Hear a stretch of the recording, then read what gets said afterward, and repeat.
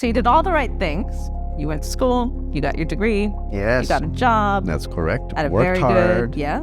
And then economy done and you get let go. I feel like a lot of entrepreneurs had an idea of how life was supposed to go, and they worked very hard to get onto that path. And all of a sudden, that rug is taken out from underneath them. It was the hardest moments that you're handing people the layoff, and they did not want to do it again.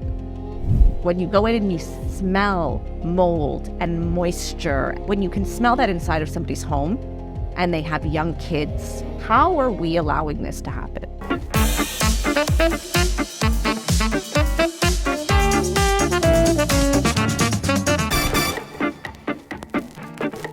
Hi, everybody. I'm Lena. I'm Shadi. This is our very first podcast. We wanted to take today as an opportunity to kind of give you a little idea about who we are, where we come from, why we do what we do, if we like it or we don't, so that we can get down into the nitty gritty and really share some of the really great experiences that we've had as entrepreneurs and the really important lessons that we've learned, in hopes that maybe we can give you a nugget or two or three and you don't have to feel some of the pain that we felt in the course of the last 20 years. How does that sound? I think that sounds pretty good. Yeah, I think so too. So why are we starting this? What, the podcast? The podcast, of course.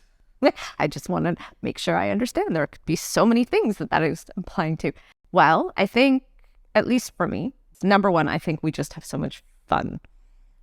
And this is just something to break up the day-to-day grind, but also because we have had some very interesting and unique experiences growing our businesses as a couple, growing a family together in the midst of all of that. And I think, at least I don't think we're anything special. So I feel like the struggles and the challenges that we face, there are probably people out there who are facing the exact same things that we were dealing with 15 years ago.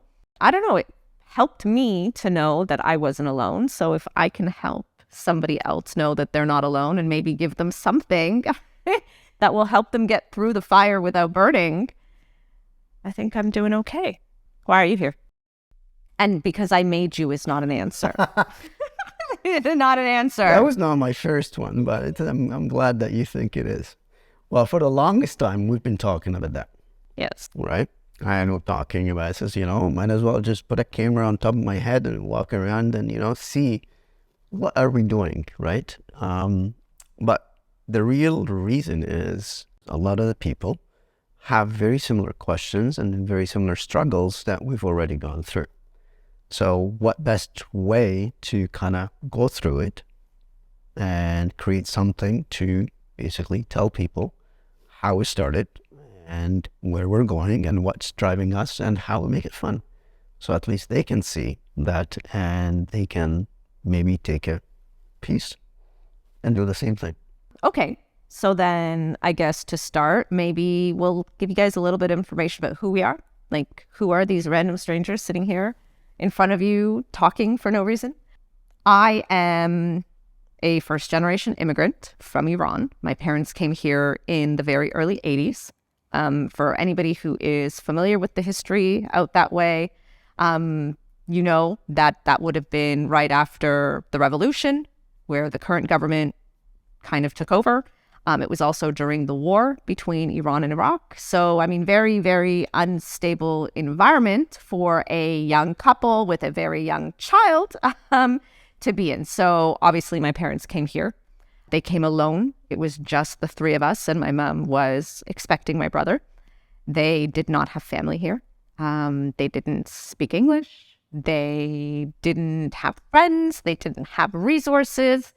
So for us, that meant we were living in areas in the city of Toronto that were more affordable, not necessarily ideal from the perspective of raising children, because the environments are a little bit more challenging, to say the least. And, my brother and I grew up with two incredibly hardworking individuals who did everything they could to provide us with as normal a childhood as possible. For me, when I look at it as a child, we had a very happy and comfortable childhood. But when I compare my childhood to our daughters, as an example, we didn't have a lot. We had, the basics. We had all of our necessities, and then we had a few little extras here and there, but it was never a lot. So there wasn't a lot of outside excitement that maybe you see when you look at kids. We didn't go to camp. We didn't do all the stuff that everything our child does. Yes. What about you? Not much different. Immigrated to Canada with my family, so it's just the four of us. Came to Toronto, settled to Toronto again, coming from a place. By the time my parents decided to come to Canada to have a better life for us, they've decided to basically cut ties completely. So we just basically came with our suitcases. As much money as we had by the time we converted it was practically not much. Couple of months worth of rent. Just come here. We had a family, but again, they were trying to help us as much as they can. And we settled to Toronto. I was 16 back then, and just started to create a new life. So the decision is just get to university. I had to redo a couple of courses, obviously, because it was not recognized when I came here. And then find a ways to actually make money while I'm trying to get to university. So I had to figure a way very quickly how to fund my own education to be able to get there. And from that, it's just basically look at how to survive. And that's what was the critical step that I had to figure out on my own, being 16 here. Totally different environment, no friends. At the time, my parents were in Toronto. I got accepted into Hamilton McMaster University. So I had to find a place to live. I had to pay for rent. My parents would not have the ability to pay that for me, so I had to figure that out. So I work, gone to university and worked. People always think that, I have other business on the side that are always interested, because my friends always thought that it says, why am I traveling back and forth all the time? So you go to university, I selective classes, and then go and disappear for a day or so, work, come back, and they're always intrigued to it. So what am I doing? But that's really how I made it. Work hard and study hard and just get through undergrad. So I remember some days where I had to go to Toronto. I had to meet with clients. So what I decided to do is to make sure that I have flexible time. I used to work, and I used to be like a geek, you know what I mean? Maybe you can actually tell everybody out there, because they're trying to get to know us, what this working back and forth was. So you're in university, right? Yeah. And generally speaking, at least for the most part, we all, when we were in university, had really horrible jobs, whether it was in retail or in a restaurant or all kinds of other unglamorous things that generally didn't pay very much. What were you doing? Tell them what you were doing that required you to drive, and where were you driving? I had two jobs. One, I used to do on Saturday and Sundays, and the other one had a little bit more flexibility. So I'll tell you. So Saturday and Sunday, I used to be a busboy. I used to work at Sunset Grill. I think it used to be on Queen Street in the Beaches. So you went to university in Hamilton. I went to University of Hamilton. And you came to Toronto. I came to Toronto. On the weekends. On the weekends. To bus tables. To bus tables. That's right. Glamorous. So that's was actually very nice. When I started out as dishwasher. So I used just to get the dishes from the tables and just put it and clean the dishes and all that. And then you just move yourself up. And so now as promoted, So I used to wait tables, and that was great, because back then you just make tips and all that. So that's how you make extra money. So it was Saturday, Sunday. So that's Saturdays and Sundays. You couldn't find work in Hamilton? Well, Toronto is a lot busier, and in the beaches, there are more people in there. So it is where the best return on your time is the beaches, because people like to have breakfast on Saturday and Sunday, and Sunset Grill was one of the places to have breakfast at. It made more sense. So even though you travel for an hour back and forth, it was a lot more lucrative than working in Hamilton, because in Hamilton, it's a university town. So you're not making as much there. So then why 2 jobs? Why 2 jobs? So the second job is more of a kind of passion job, but it pays. So I loved it. So one of my passions is automation and programming. So I got connected with individuals back in the day. It used to be Bell Canada, before Bell Canada.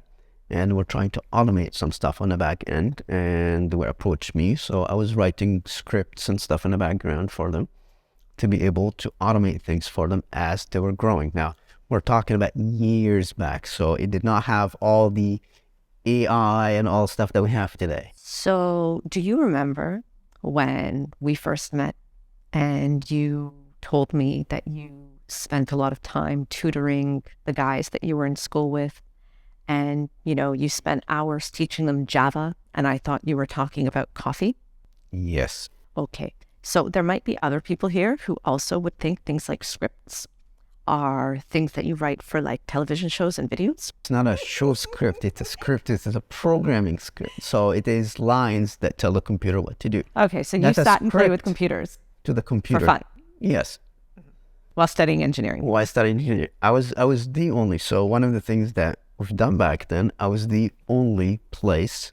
I always lived off campus. I don't like to live on campus just because I like flexibility, and people are monitoring when I'm going to class and not. So at residence? That's correct. I don't know. I lived at home. So living I never at left. home, I've also had internet. So a lot of my friends always come to my place to, back in the day. Oh, you just said I had internet. Like this was a big flex. So that's how old he is. I'm very old. That having internet in university was like... Emails did not exist when I started university. Facebook didn't exist when we started our businesses. Exactly. So I'm aging myself, a long time ago. It's okay. But yeah, so really is trying to make ends meet, right? And find a passion project to do, because that is what kind of made me push through this. One, to create money as much as you can, fast, quickly, which is Saturday and Sunday. During the week, I needed flexibility because I needed to go to class, exams and all of that. So when I had the time, you just basically write programs. They send me the requirements, write the programs, and then you go sometimes to meet with a client and you present it, you test it with them and all that, and they ask for additional stuff. So that's the extra stuff that makes you a little bit more money, but it's just fun. For you? It is for me, yes. Man, because I used sit me in front of a computer for that many hours. Oh. See, so when everybody goes to sleep, I'm usually up programming at night. My friends that shared the rooms with me thought I'm just crazy. Like, who is this guy programming? I'm sitting here looking at you thinking, how? You don't know that side of me. Oh, I mean, I knew. Obviously, we've been together long enough that I know that this is your but every time I hear it, I think to myself, how did this like super smart and super like geeky, I'll tell you one thing, see, man somehow spark the interests of like this free spirited, no kind of... Because I get bored easy. So I just come up with ideas, and I think you got excited with some of the ideas I had. It's just, I just think, this is where we're going to go. So that's how this whole thing started. How young were you when you first decided that you were going to be your own creator of your own universe type business owner, whatever it would be? Maybe not necessarily a business owner. I don't know. I never thought I would be a business owner. Ever. Really? Look, back in the day, usually where we come from Egypt, right? So back it's either you're an engineer or a doctor. Now, when an engineer or a doctor, you're working for somebody. Like back where I come from, you're always either working in the hospital or working for a big, large firm. That's how you make your money, and you retire, and that's it. So that is the mentality you come from. So when I go to university, what am I doing? Engineering. Then what sparks me as of interesting says, wait a minute, finance is very interesting, because that is all how a machine would run, is money. So I decided to take the other degree, which is finance, right? So it's engineer because it's kind of almost programmed that you're an engineer or physician, right? But I did not like that side. I just like math and physics. So I said, okay, I'm going engineering. Only then when you start kind of understanding business, because that's some of the courses that I took in university, you understand businesses. And this is when it started intriguing me. It's like, wait a minute, I can have a good idea. And as long as I know how to take that idea and market it, then you can make a business out of it. And once you have that and sell it, this is where the money is. So that's really kind of evolution of my thought process. But in the beginning, it was just, for me, is a hobby to program, and I was just doing it, and you just get paid for it. But that's really not a business, because the minute I stop programming, the money's not there. So that's the definition of non-business. It is another job that you have. Interesting. Yeah. I knew from the time I was 12 that I was not suited to work for other people. Oh, yeah?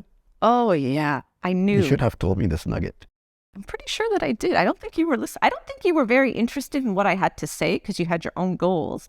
But I always knew, because, again, it was one of those, you've got to be a doctor, you've got to be these things. And it was like, no, never. And I tried to find, careers that kind of met these conditions, expectations. Okay. But I knew that I had to be in control. I can't say that I knew, because I didn't know what it was, but I knew that I couldn't have a job where somebody was telling me that I had to come to work and I had to do this and I had to do that. So I was like, I'll be a lawyer, set my own hours, do my own thing. And then it was like, oh, but then, I have to take money from criminals, and I don't want to do that because I don't think that feels good. And the other kinds of law seem really boring. So let's forget about that. I was an athlete my entire life. So I thought, okay, why not go into sports injury, right? I can be a sports injury therapist. I would have my own clinic. It was always my own thing. I'm going to have my own clinic. I'm going to do my own thing. And then while I was studying, I was like, let me get personal training certification. Let me get nutrition certification, because what if that doesn't work out? I can open up my own gym. And it was always kind of this mentality of, I need to do my own thing, because I knew that, I don't know, I'm a lot. I'm a lot to kind of try and contain, and I don't do well being contained. I think you've been learning that over the course of the last 20 years. Just keep you engaged. Yeah. Contain. So I'm very surprised that you didn't have a very fascinating. No, it's an evolution. Fascinating. Yes. But the more I enjoy, the more you just kind of it is very systematic. How I started is very systematic. It's just, you look at it, this is what happens, so you just do this. Okay. So we've established you're an engineer. We've established that I'm definitely not. The opposite. We both come from very, very, very hardworking families. That's right. We both have parents who gave up their entire lives in order for us to have opportunities that they didn't have, or that's opportunities that were taken away. Different challenges, but bottom line, same thing is, regardless of how you cut it, regardless of the country that our parents were in, both sides were limited in how far they would be able to progress as individuals because of very ridiculous things, and as such pulled their children out and brought us here. Yeah, so they're offering an opportunity for children. So excellent. Parents' intent is to... So now let's talk about how these children found one another. Oi. Come on. Seriously. So we're here, right? You go to McMaster. You're an engineer. Yes. He's also way older than I am, in case it doesn't show. There's a 7-year age gap here. And when we met, how old were you and how old was I? Maybe you should tell 7 year which way. Oh, now.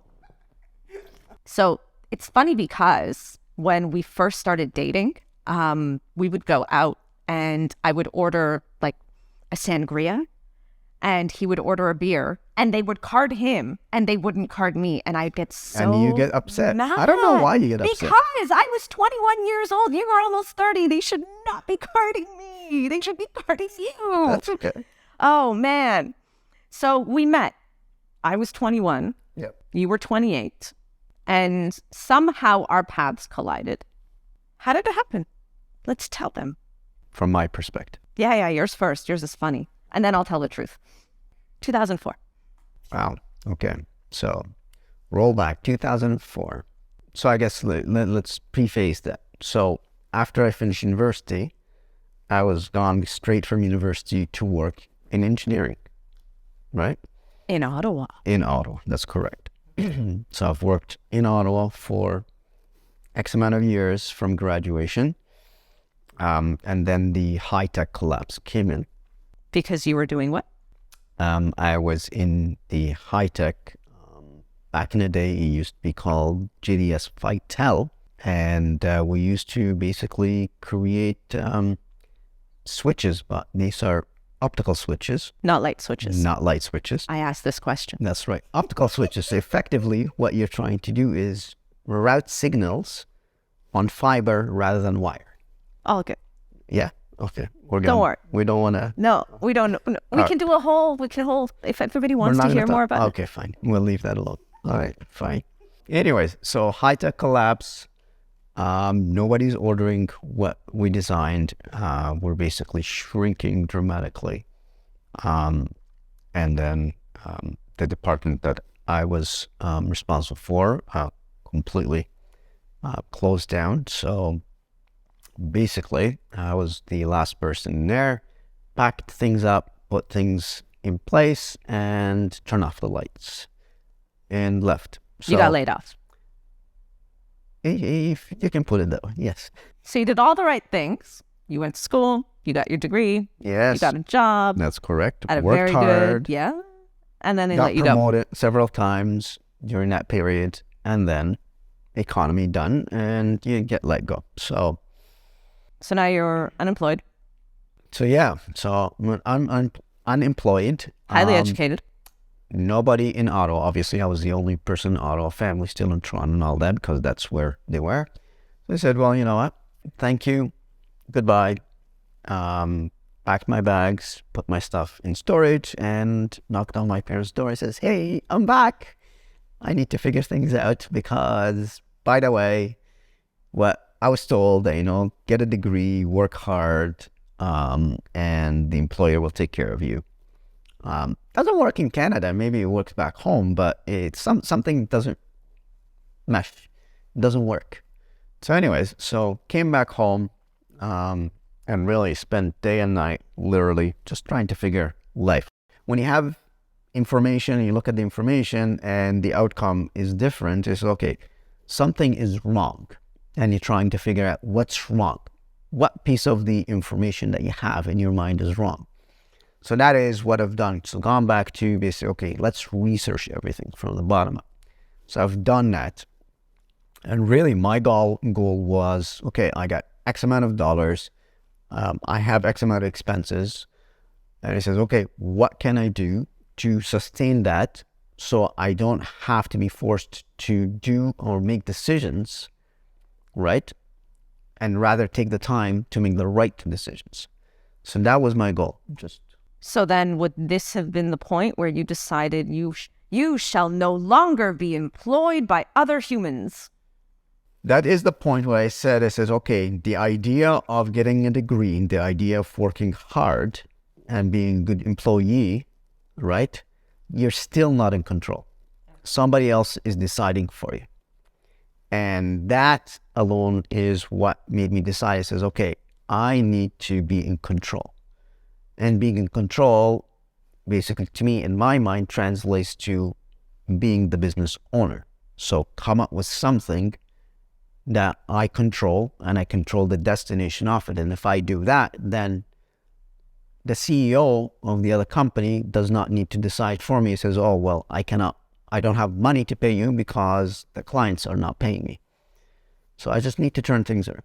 So had you never been laid off, you would have continued to be an employee, and you probably would never have started a business or wanted to be an entrepreneur. Yes. I feel like that's how a lot of Yes, entrepreneurs start, though. I feel like a lot of entrepreneurs go into that path because they had an idea of how life was supposed to go, and they worked very hard to get onto that path and to thrive on that path. And all of a sudden, that rug is taken out from underneath them. I remember you telling me about the struggles of just being able to find employment after being laid off, because that's a different discussion. The industries that you're in are not hiring, which is why you got laid off, because your industry is currently suffering. So there are not jobs in that industry. And then other people don't want to hire because you're overeducated. You're too smart. You're overqualified. You have too much experience. And you're stuck in a bubble that is not fun. No. So what did you do? What did I do? In order to get yourselves out? One of the things that I've done is because I was spending way too much time in front of the computer and researching everything, I just wanted time away from the screen and just clear my head. So I decided one day to say, okay, let me go and just kind of do some exercise just to kind of get out of that mode of staying home and research only. And I Googled at the time. It says, okay, what is the... There was Google? Google starting back then, okay? Yes, there's Google, hence the collapse. So they have not really picked up to create the demand yet.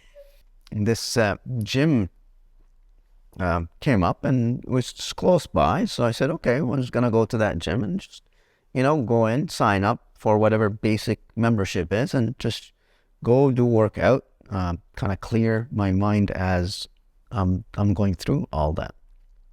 Surprise! Guess who sold him the membership? Yeah, and I remember that. It just double doors. You just walk in. I think it was in December. I think January. January? Okay, December. The January rush. New Year's resolutions. I had no resolution. So I said I need to kind of clear my mind. I've been spending way too much time. I still don't believe you. I'm not a New Year resolution person. Okay, that's not. Anyways, so yeah, I remember just opening the door, walking in there. The gym is empty. It's like, what the hell is the kind of gym that's empty? And all I see is 3 people behind the counter. It's like, good God, like they already hired too many people. That's what's going through my mind as I'm opening the door. It's like, what the hell? They're hiring too many people. It's already going to be expensive just to employ these people. Judgy. Well, of course, because now, business, it's all about P&L. Why it's 3 not. people not doing I don't anything? have a job and I've got a budget. Business is not efficient. They pass on the cost to the client. So that is what all going through my mind as I'm walking. It's just a very quick thought. It's like, oh my God, I'm going to pay too much. Anyway, so you walk in there. It says, okay, I got 3 people. I don't know who to talk to. So it says, hey, which one of you ladies would help me with membership? And my lucky day, she raised her hand, say, come with me. It's like, oh boy. Let's see what's going on. What sales pitch am I going to be pitched at? But did you get a sales pitch? Absolutely not. No. I just said, here's this, here's that, whatever you want. It's like, what kind of sales is person that? Very good hired that person? A very good salesperson. So what going through my mind says like, oh my God, where is the sales manager? I should tell her. I says, this is not a good person to keep in a gym because you did ask for my manager, didn't you? I did ask for your manager. That's correct. What was the answer? That you're the manager. And I said, God help us all. If you're the sales manager, it's like, my God, this gym is doomed. But we weren't. I understand. You bought a membership. I did buy a membership. You came back every day. I did. Well, you make it worth it. You pay for the membership fine. And that was my intent, to come every day to work out, just to kind of make sure that, Good salesperson. I read you. Yes, I understand. I knew. And then I got you. Oh, yeah. I guess you can say that. So we did not like each other at all when we first met. because of this initial interaction. I thought that he was the way that he came into the gym. Which of you ladies is going to help me with a membership today? I thought, oh, okay. Let me, please let me. When you usually walk in, you usually have one person to talk to. I have like 3 people. So, okay, which one? You had a receptionist because, when I leave to go and take you onto a tour, then who's going to man the desk and answer the phone? Okay. I still don't understand why 3 people behind the desk. Because we were bored. Thank you so much. Okay, please continue. Otherwise, I should have been in my office. Maybe you had work to do? What work? Exactly. Okay, please continue. I'm waiting for people to come in so I can do my job. But the point is, I didn't like him. I thought he had an attitude problem. He didn't like me. He thought I had an attitude problem. You're not a customer-oriented person. I know exactly how to read my customers to close my sale. Thank you very much. I know. I was closed anyways. I wanted the membership. I just did not care. But it would have been nice to be nice to the potential client. That's nice. No, I'll go there. This is where the change. Or if you go here, you do this. Like, what is this? Can you just show me around? I took you and I said, this is where the weights are. I mean, it's self-explanatory. It's a gym. And if you don't know what you're looking at, I'm not sure you're in the right spot. Exactly. So maybe some of your clients have never walked into the gym. But I can tell those kinds of people, and those kinds of people got wonderful tours. I was one of them. No, you weren't. I've never walked into the gym before then. So we didn't like each other. I'm the type of person where if I don't like you, I don't like you, and that's okay. No big deal. And if you don't like me, that's okay too. No big deal, because not everybody meshes. You, my darling, on the other hand, if somebody does not like Shadi, Shadi needs to show this person why Shadi is a great person and there should not be any kind of frictions and problems and things like this. That's correct. I'm a very kind person, so I should. So I signed you up for your membership. And then you asked for personal training information, which I wouldn't give you because I was not the personal training manager. Yes. We brought the personal training manager in, and he decided at that point that we had to be together. I did not know that. I know. I didn't tell you that until well after. So what ended up happening in this magical moment in January is Shadi decided that there was clearly something wrong with me and I misunderstood, so he had to fix that misunderstanding. Our personal training manager decided that we had to become a couple because the energy was just off the charts. And I just wanted to sit and do what I need to do and have everybody leave me alone because, I'm not interested. So Abdul, your trainer, started training you every day. Every day you would go in for an hour. Yeah, he was willing to train me as much as I wanted. Yeah. And to me, it's great. You can train me. That's exactly what I want because I did not understand the gym. Give me the shortcut. Yeah. I don't want to go try all these weights. I just tell, what do I need to do? Just do it and get the results. So he would kick your butt and then you would come nearly passed out and sit in a chair in front of the open door of my office. Yes, I had to because I was driving a manual car, which I need to use both legs, right? And my legs were wobbling. So I literally, it just exhausts my muscles. At the first chair, I just walk in, I just lob on to just recover. And then you needed to have conversations too. Wait, because you're sitting there, your office is there. So to be nice, not unlike you, not nice to me, I'm nice. So I said, hey, hi, nice meeting you. Remember me? You got my money? I'm training. Sure. So that's. You got a membership for your money. That's right. So, and here we are. Yes. So that gone on for a while. Yeah. Workout, walk in, I have to sit down to recover for at least 5-10 minutes. Yep. Depending on the day. Yep. And then you started to be nice to me, and I brought you a bag of Epsom salts. I did not understand. So she says you should use Epsom salt. What the hell? So yeah. What's Epsom salt? What do you mean? What's Epsom salt? Put it in the bath, so it helps the muscles. Oh, okay. So I brought him a bag the next day, and then I started sharing my secret stash of chocolates. And then we just got more talking, and then I think the first time that I asked you to go out was Valentine's, right? I don't do Valentine's Day. It's not my thing. I don't believe in it. So it was deliberate Sure. that I asked because, yes, you told me that you don't like Valentine's and all that. It's like, come on, like even though it's a day that you don't like, you just go out and party. You just don't have to praise the day. You just enjoy. But it's so unnecessarily expensive, and like everything is fixed and you can't make your own choices, and I have to eat what you tell me I can eat, and I didn't like it. So But yeah, we my went out. goal really was to just kind of get you out of the bubble that you created for yourself, because you yourself were working 12-hour days in the gym and you had really no life outside of that. And I started to ask you about what is your vision outside of that. Do you remember that? Yeah. Okay. So that's so weird. Yeah. So I started asking, so what are you trying to do?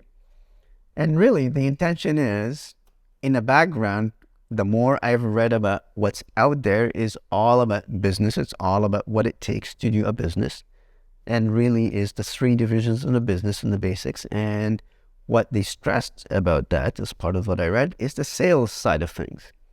And as I got to know her, it's like, hey, she's good at sales.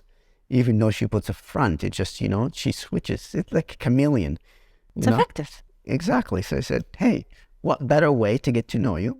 And if you're the right fit, then you're going to be part of the formula and the business I'm creating in the background. So that's really the intent of what was going on in the background, and just get to know you personally. So that's when we said, okay, come up. My friends are coming over from Ottawa and we're partying, and that is the day.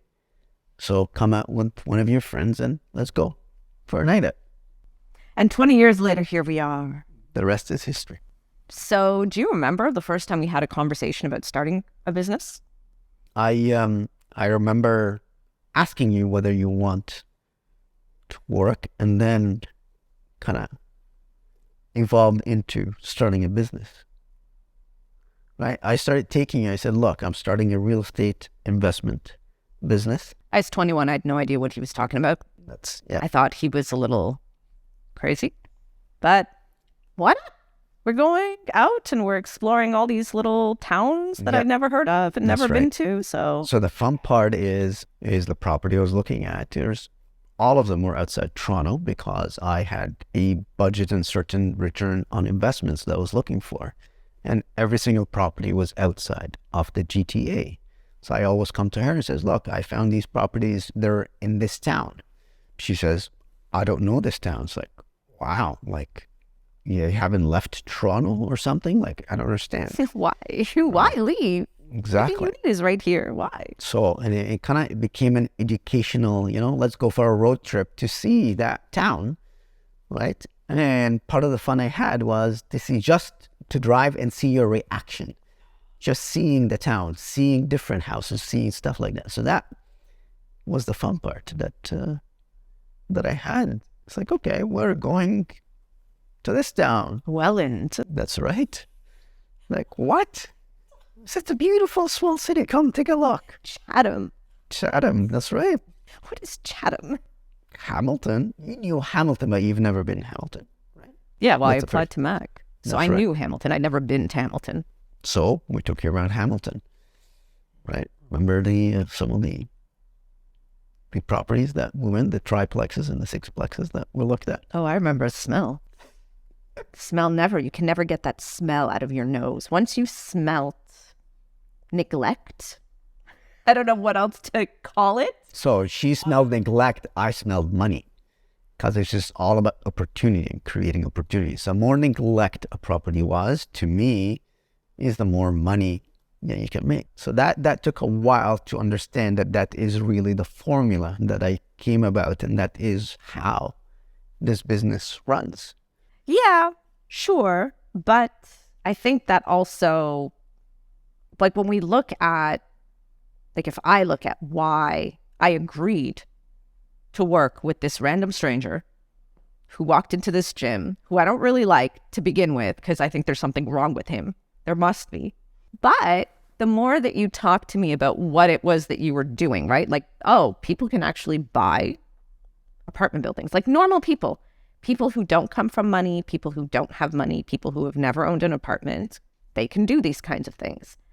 And then I don't know for you what it was like when you guys had first come to Canada, but I know for us, like where we were growing up, my dad spent a substantial amount of time renovating the apartments we moved into before my mom, my brother, and I like fully moved in from where we were to where we were going. And it was because they were not always cared for.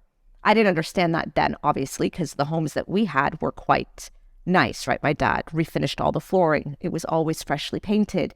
And all I knew was that the kids that were my friends who lived in the apartment building with us, we didn't have the same kind of apartments. Like my apartment always seemed so much nicer than their apartment did. My floors were always such a different color, or they were cleaner, or they were shinier. The parquet wasn't coming apart.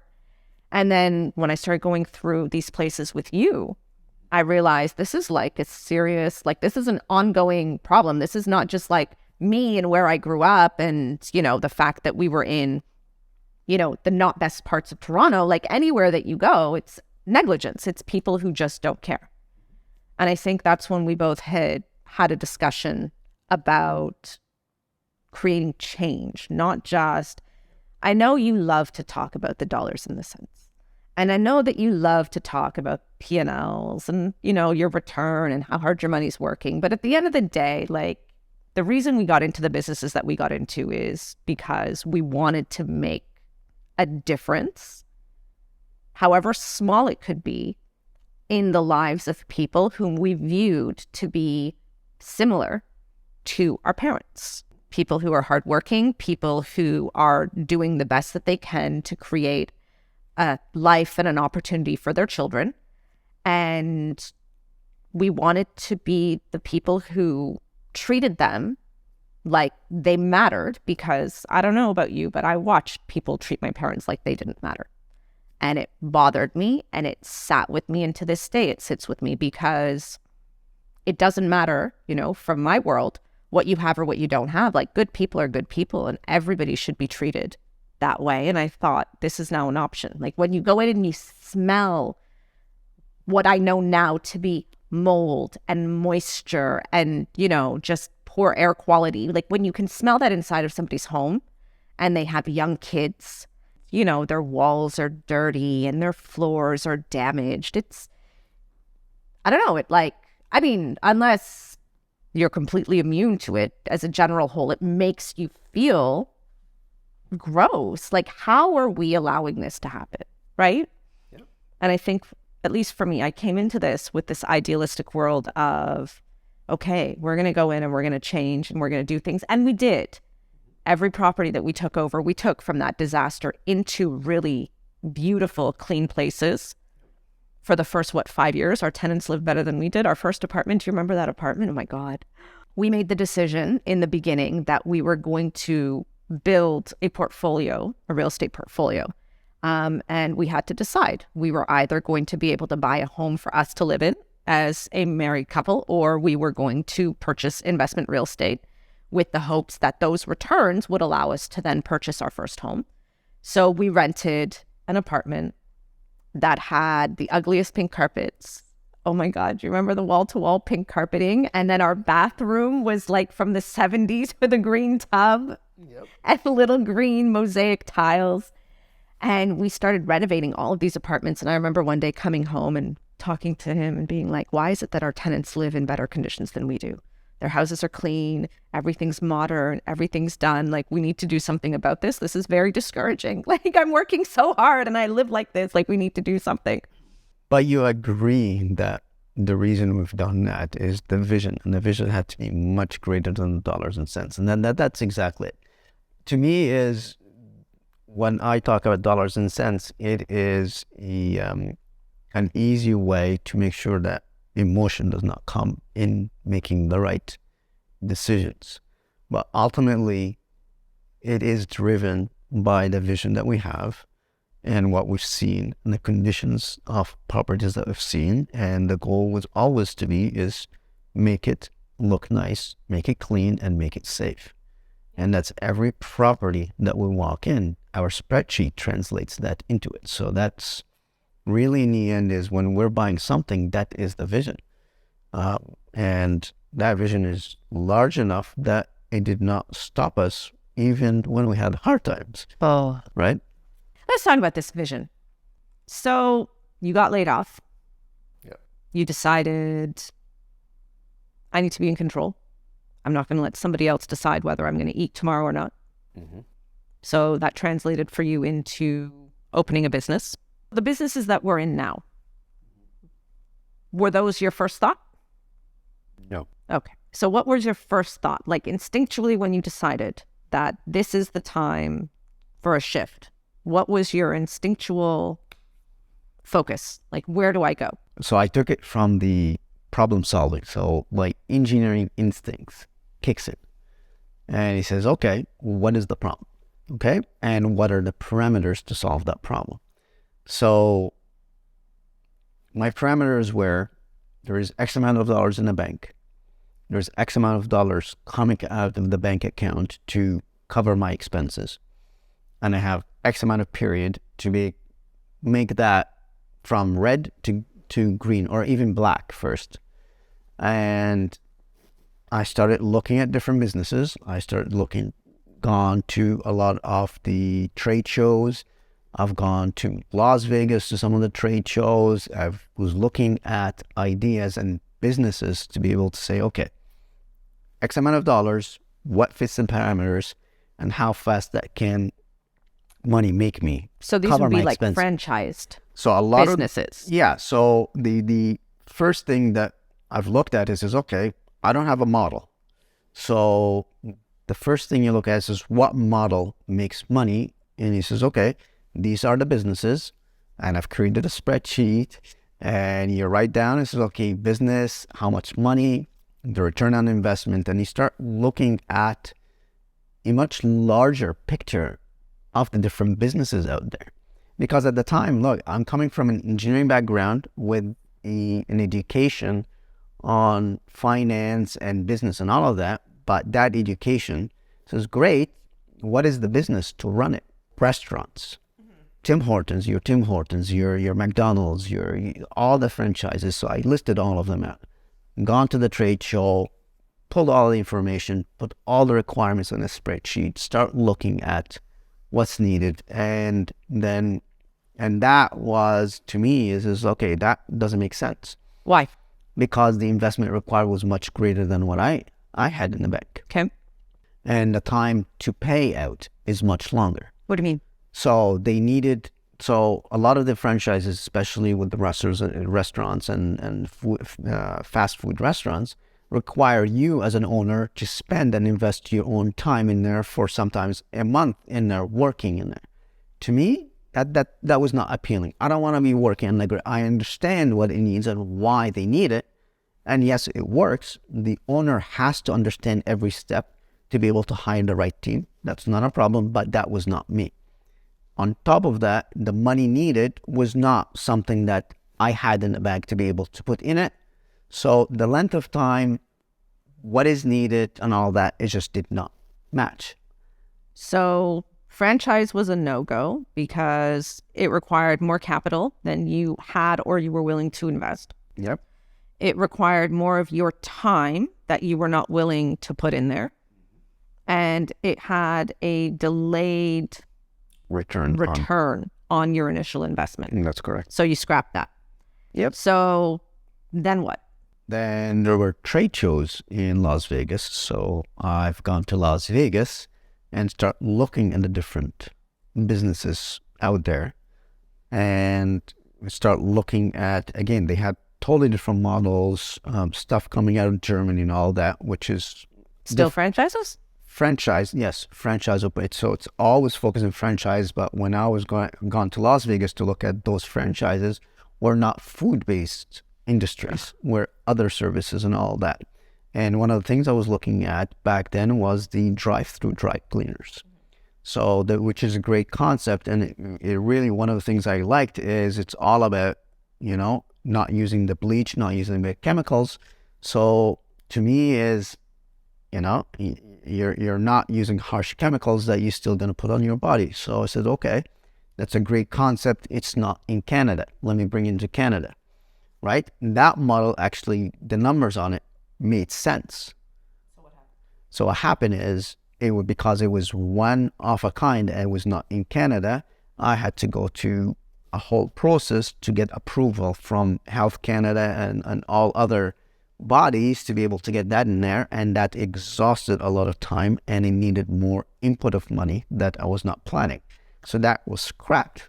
Actually, after we had a huge discussion and we found a place to have that franchise, it would have been one of the first drive-through, green, clean, which is you find now, but it was way too ahead of its time when I was looking at it back then.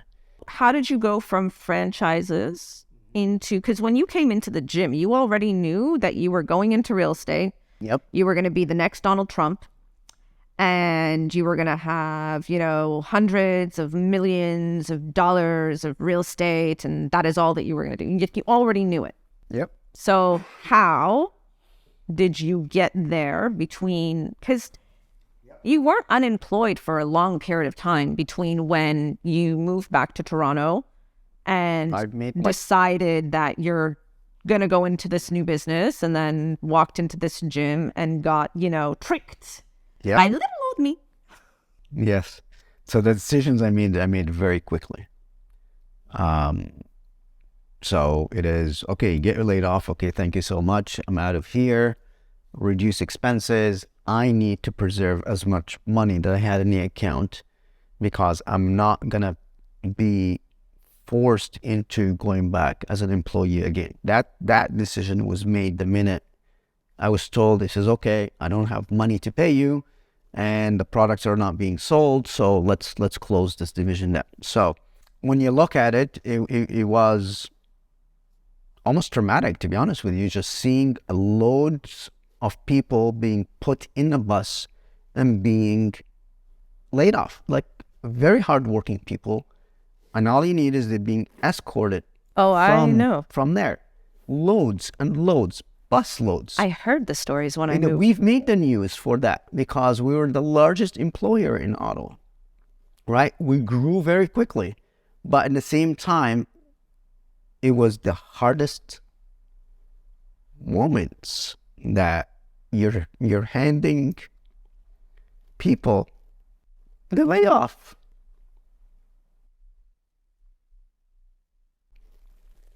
And they did not want to do it again.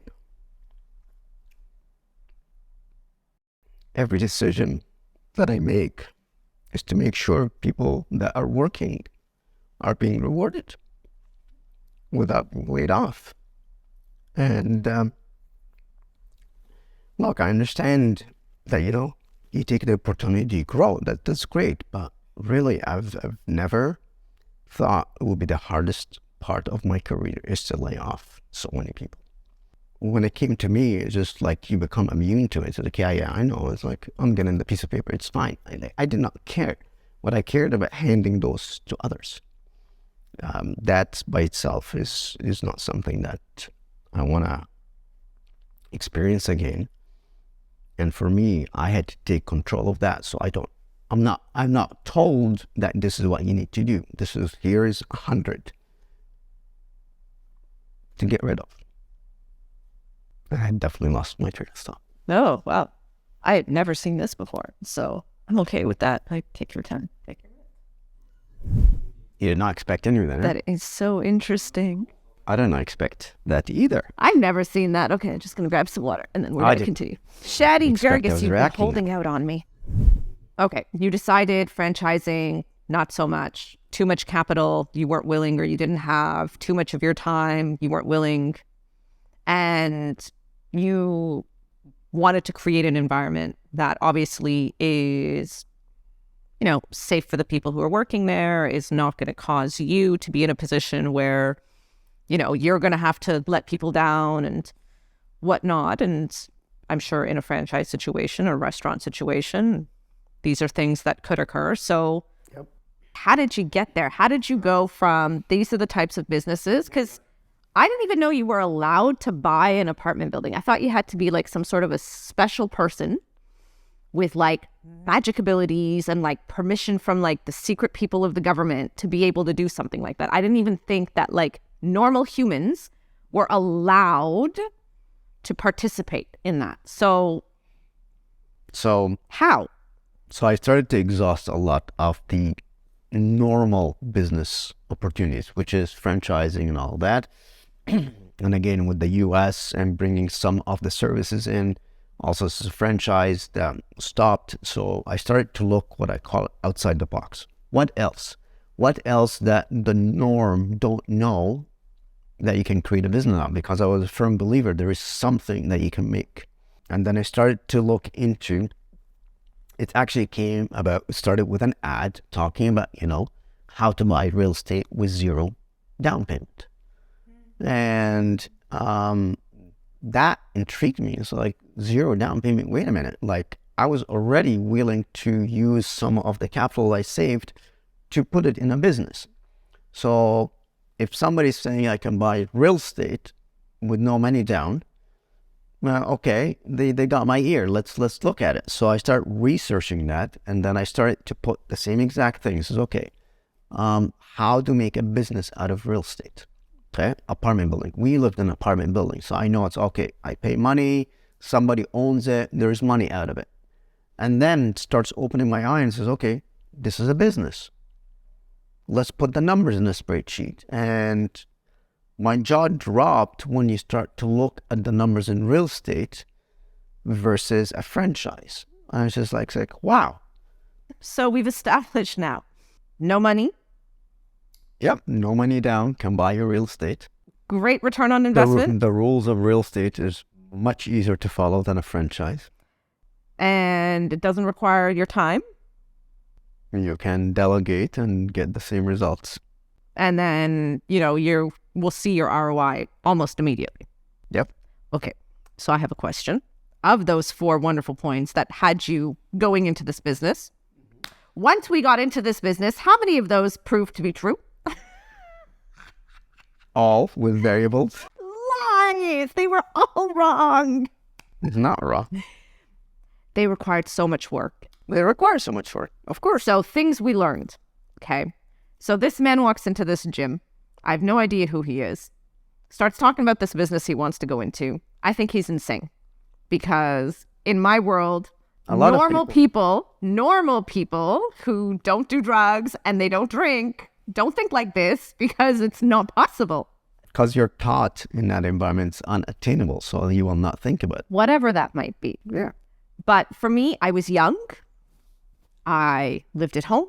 I had no responsibility, so why not jump on the crazy train? What's the worst thing that could possibly happen?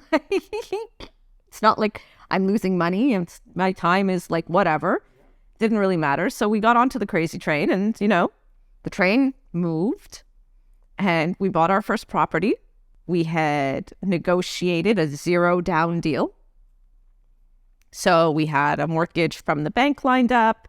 We had a private mortgage to cover the balance lined up. So that meant no money coming out of our pocket to close, which so meant... back in the day, that was a VTB, that's what we call it, right? Still call it a VTB. Yeah. VTBs. Well, VTBs, they're coming back because of the economy, but it's for a while, nobody heard of VTB because the economy was hot. So VTB is usually something that comes about when the economy is slow. So we, created this no money down. So we created this deal. We found a property that was distressed, which meant that we were able to add value by doing the repairs and just creating clean, livable spaces. Like the spaces weren't even livable. And because we didn't need a down payment, now we had money to do those renovations right away. So we could actually increase the value of the property right away. We would be able to increase the income right away. Everything on paper was phenomenal. It was perfect. It was. Yeah. It was a dream. Yeah. And then... It's one of those things that actually where people were loud. We created that deal where on closing, the lawyer was giving us a check with the money rather than we putting money in. Yes, that was the dream. Right? It was. And then 12 o'clock hit. Yep. And we got a phone call from our lawyer. And what did it say? Shadi this is so and so. We have a problem. Call me back. It was a voicemail. It wasn't a phone call. That's correct, because I was busy. So I hear this. I look at the clock. It's 12 o'clock. You're closing on a property, and your lawyer is leaving a message saying you have a problem. This is not something that you want to hear on closing. Anyways, you call him back, or I call him back and says, "Hey, what's going on?" He says, "Well, you do not have money, or your second mortgage walked away." What does that mean, walked away? He says that means that you don't have money to complete the transaction. Yep. I said, okay. So I said, so what are my options? And he says, two options. He says, one, find the money to close. Yep. And then after you close, you just basically go and sue the second mortgage because they have not fulfilled their conditions. Two, don't close, and then you would be at a position where you are getting sued. Yep. And I said, great, that's awesome. This is my first deal, and then either I'm getting sued or I'm suing somebody. That's fantastic. I said, okay. I said, okay, if it was you, which one is better to be in? He says, never ever be in a defendant side. And I said, oh, that's awesome. So I said, okay. So he says, you always have, when it comes back again to what my model is, be in control, it's the same thing for him. He says, you got to be in control. If you are on the defendant side, you're not in control. He says, so find the money, we need to close, and then we're going to go sue if that is what we want to do. And then you're in a better place. So I said, okay. And that is when we started to scramble and come up with the money for the down payment and all of that. So it came from us on closing, getting cash, plus the cash that we had to renovate, to basically taking all the cash that we had, throwing it in there to basically close that gap. And we had zero in the bank. Right. We were like negative in the bank. You had to pull from like credit, lines of credit, or we were negative in the hole. So zero down payment, scratched, did not exist. Well, it did exist. Yes, one went out, one left. The puzzle. You're an engineer. So in theory, like every good engineer is able to work out. In theory, it works. And then they build and design it, and it fails. It does not fail. That's why you have the plus or minus in there, just in case. So we were plus or minus $50,000. Plus or minus $50,000. Okay, we'll come up with the $50,000. So fantastic. Now we joke about it, $50,000. It's like, oh my God, where the hell am I going to get that money from? It was scary. But we did it. At that point, we had not yet even been engaged. Like, we were not even engaged. And what it was your sweat. The deal that we had was your sweat equity, right, versus my own money, right.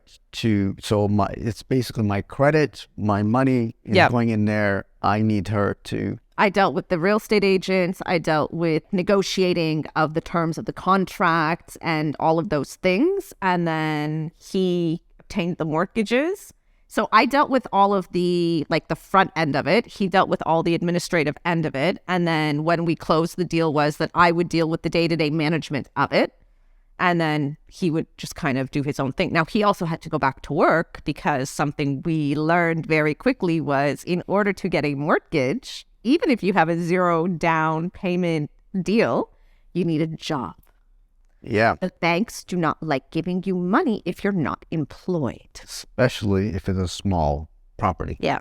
Now, if you go spring to the larger properties, that's a different discussion. We didn't know that at the time. Point, we were not comfortable. So I was not comfortable to go to the commercial side. At this point, we've been together maybe a year. Yep. Right? We had incorporated, because a corporation owns our properties, not us personally. So we had incorporated our businesses together. That is the legal advice that we had. My mom thought you were completely insane. Like, what is this man thinking? He doesn't know you. You are a child. Like, something's not right. And then... Yeah, we incorporated. Yeah. Then you moved back to Ottawa. because you needed I employment. Accept, that's Yep. correct. So part of this, you look at it, says, oh, it's much easier to get mortgages when you're employed. At the same time, my old employer calls me back saying, hey, the project I was working on is back online. Yeah. We need you because you have the background in the sales and the technical.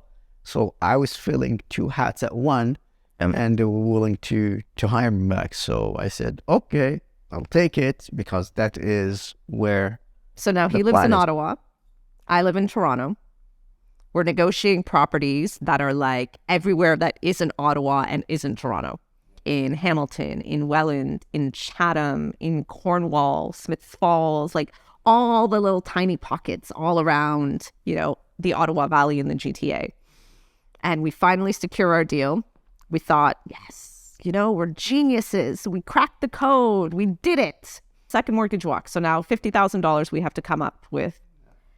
No money for renovations because we had to close. Yep. And we closed just before the Canada Day long weekend. So we closed in June, just before the Canada Day long weekend. I went to visit Ottawa and to see this new property of ours for the long weekend. And back in those days, we didn't really have cell phones. We had pagers for the tenants. So I got off the train and I had a message on the pager. And now this deal that was supposed to require minimal effort because we can delegate, and minimal money because you can, zero down and all this other fun jazz, has a tenant whose unit is flooded. She's threatening to call the city and anybody else who will listen if we don't show up and fix this problem for her right now. We have no money at all. We are in the negative. And when we get to our property to see what has happened, we have units that are damaged beyond what we had thought initially was the case. The one thing that we said is, because we bought the properties, we were buying properties sight unseen. Genius. So when we're buying properties sight unseen, I was dependent, on others to send me the information, including the inspectors, right? And they sent pictures and videos and all of that. So when we went to the property, after we closed on the property, that was the first time we actually physically see the property for real with our own eyes, right? And what we learned quickly is pictures are deceiving, because some of the pictures that we got was angled in such a way that certain things, Like mold, yes, were not holes, there. missing drywall. That's the fun part. It's like, wow, this is great. So much fun. Yeah. Oh my goodness, we have holes in the walls and 2 feet of water in the basement and mold and no money. But I am a firm believer that these situations could end in two ways. One, you give up, and that's a failure. Yeah. Two, says, wow, that's amazing. Okay, we have a challenge on our hand. What can we do to make it better? And that is really what we've done. And that's what led us to the second property. Just wait. You got to give the full details. What we didn't know at the time and what we learned through trial and error is that the courses that we were taking in the very early 2000s were all based on US theory and concepts and success, right? Because the people who at the time were teaching were all Americans and they were just coming into the Canadian market. So they were teaching concepts that were fantastic and in the US still to this day work magic. Yep. But those concepts could not be translated Verbatim too. directly into our market here in Ontario, right? Like we haven't gone outside of Ontario in terms of a Canadian market, so I can't speak for other provinces, but in Ontario, what we were taught did not translate one for one. One of their concept was, you can get a property under contract and then you sell that same contract to somebody else for a higher price, but you close and the new owner close on the same day. It's a double close. Yeah.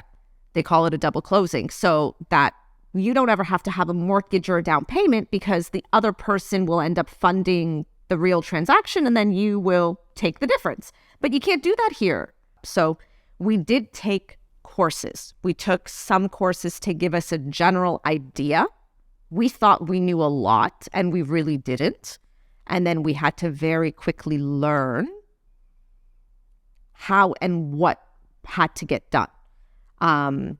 And I think that's where then he came in and started really going into learning about the financing rules, the mortgaging rules. I sat down and I actually got familiar with, the Residential Tenancies Act, which literally tells you exactly what you're allowed and not allowed to do as a landlord in Ontario, right? Like, it's not just do what you want because you own the property. No, there are big, big rules. So at that point, when we realized the gaps that we had in our knowledge, and that we only had enough knowledge to really be dangerous and create very dangerous money pit situations for ourselves, then we sat and we actually looked at, okay, what on earth do I need to do properly? And where are the problems that we're having? We're having problems with securing financing and finding money. So let's figure out why. And how do we do that? Tenants are insane. So how do we control and manage them? Because they keep telling me I'm not allowed to do the things I keep telling them I'm going to do. And then as we became more and more educated, and as we kind of got into this a little bit more, we knew that there were other people who were doing this. So then we started, networking with other investors and learning from other investors. We created our own processes. Like, it's definitely as you learn. I'm a firm believer. It says, okay, you learn once, but don't do the mistake twice. So if you don't want to do it twice, and I want to delegate, because that was one of the concepts is okay, if I don't want to be doing this every day, I want to create a business, then I need to remove myself. So the one thing that pushed us to do this is, from my perspective, is automation, processes, workflows. So anything that I take and just gets plugged in, and this is how we started creating processes to make sure that we're always improving and avoiding problems. And if a problem comes in, we're able to mitigate that problem. We almost went bankrupt because, we bought this horrible property that we hadn't seen, and it needed all this money that we didn't have. And our tenants were overly eager to get new bathrooms and kitchens, so they would gut them for themselves every time we went to Home Depot. They helped themselves. Yeah. The bin was there. They saw people that are willing to help. So that's the other kind of things. When you're buying a distressed property, what we've learned very quickly is you got two kinds of tenants in there. Either one that would run away knowing that you're coming and there's new sheriff in town, or the other ones are really very happy to see somebody finally want to take care of the property, and they will help you. So yes, from our perspective, the tenant was removing things, but from their perspective, I really think they were happy. It's like, oh my God, finally somebody's trying to fix the property. I know you look at it, but look, to me, is the numbers still made sense. We went to Home Depot to buy an acrylic tub surround and some drywall so that we could fix the drywall and replace the acrylic tub surround. We came back from Home Depot. Now, it did take a little bit longer because I had never been inside of a Home Depot at that point, so I had no idea what I was doing. And he was also very new to Home Depot, so we were very excited by all these cool things that were in this store that we'd never been in. We got back, and we came back to a bathroom that was nothing but subfloors and studs. Everything, including the drywall and the flooring, had been removed and placed in the bin that the insurance company had put there to deal with the flooding in the basement that we had just had the day before. So I know you think it's very fun. Oh, we ended with a nice bathroom, right? But did we have a choice? We did not, but it was overdue. We know that. But it was $5,000 we didn't have that we were now forced to spend. I understand. It was not fun. We got it done. We did. We figured it out. It was horrible. So now you guys know a little bit about how our journey started. And we appreciate you sitting here and listening to us talk about who we are and where we're from. But you need to come back, because our next episode is going to be all about how we went from the insanity that we just talked about and turned it into what we have today. That's the most exciting part. Oh, I agree. The next 5 years of like near bankruptcy to like high five, we're out and we're alive and we're thriving. This is what you're going to want to hear. So come back, tune in again. We've got a lot of fun and exciting stories to share, and we've got a lot of fun and exciting information to share.